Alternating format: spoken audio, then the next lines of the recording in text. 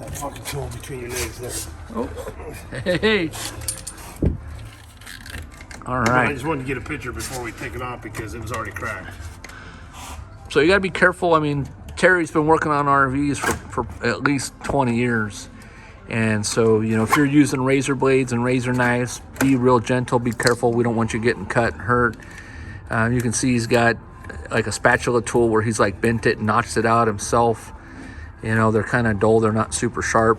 Uses them for prying on. And so a lot of the guys that work for me, they have their own like little specialty stuff that they've made, or don't run off with it, right?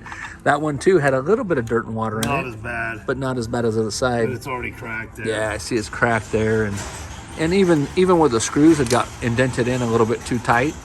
You see the ridges on the plastic where it was too deep in there? Where it was just overdriven in. But anyways, this has been on here for quite some time. Hey, there's a fly in there. See?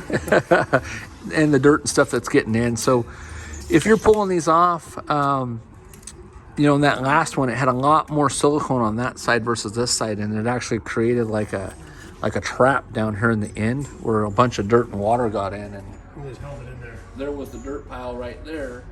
But keep an eye on all this stuff, folks. Again, we're talking about putting some holes in these at the very end once we go to put them back on. And I gotta go. Somebody's paging me. So thanks so much for watching. We'll talk to you soon.